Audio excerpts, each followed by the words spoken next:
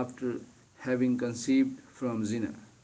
She submitted, O Messenger of Allah sallallahu alaihi wasallam, I am liable to had, punishment ordained by Allah, so execute it.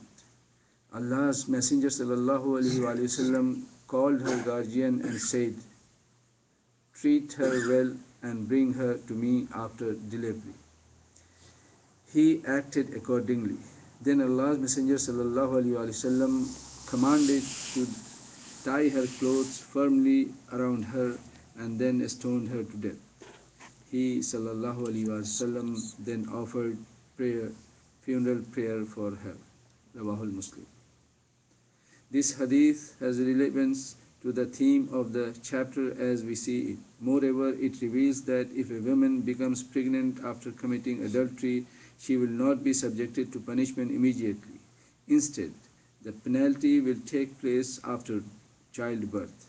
This will certainly contribute to the remission of her sins and will also be a factor in offering the funeral prayer for her.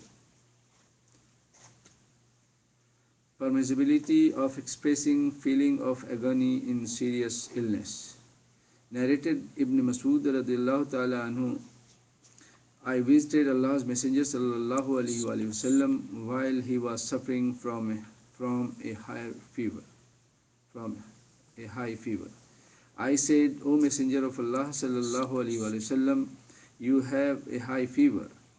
He sallallahu alaihi wasallam said, yes, I have as high fever as 2 men of you. Rawahul Bukhari wa Muslim. These hadiths also throws light on the fact that the Prophet sallallahu alaihi wasallam was merely a human being. Besides, it tells us that one is at liberty to speak of one's suffering. Narrated Sa'ad bin Abu Waqqas radhiyallahu ta'ala anhu, Allah's Messenger sallallahu alaihi wasallam came to visit me when I had a severe pain. I submitted, I am suffering from such trouble as you are observing. I am a wealthy man and the only heir of mine is my daughter. The Sa'ad radhiyallahu ta'ala anhu narrated the whole incident. Muttafiq alayh. Narrated Al-Qasim bin Muhammad Aisha radhiyallahu ta'ala anha said, O my head, it was estranging due to pain. Thereupon Allah's Messenger sallallahu alaihi wasallam said, rather I would say, O my headache. Then Al-Qasim narrated the complete narration, Rawahul Bukhari. Aisha radhiyallahu ta'ala anha had a headache and she told the Prophet sallallahu alaihi wasallam about it. He sallallahu alaihi wasallam said, my head too is splitting with pain. This means that a man can express the intensity of his pain and suffering, provided he has no intention to complain against the will of Allah and point out his sorrow and frustration. Al-Qasim bin Muhammad bin Abu Bakr, the reporter of this hadith, was Aisha radhiyallahu ta'ala anhuma nephew and one of the 7 distinguished Jews of Medina. Helping a dying person to pronounce La ilaha illallah. Narrated Mu'adh bin Jabal radhiyallahu ta'ala anhu, Allah's Messenger sallallahu alaihi wasallam said, he whose last words are La ilaha illallah, none has the right to be worshipped but Allah, will enter paradise. Abu Dawood. This hadith says that if a man's tongue spontaneously start uttering the basic testification of Islam, none has the right to be worshipped but Allah, just before his death, he will undoubtedly enter paradise.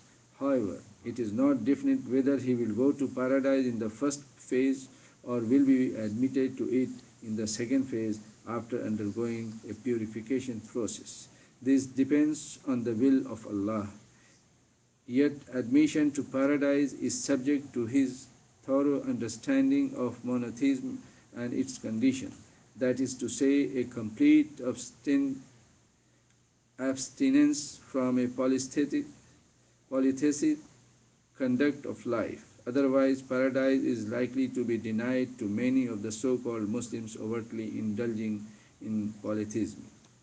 Narrated Abu Sa'ad al-Khudri radiallahu ta'ala anhu, Allah's Messenger sallallahu alaihi wasallam said, exhort your dying men to recite La ilaha illallah. None has the right to be worshipped but Allah.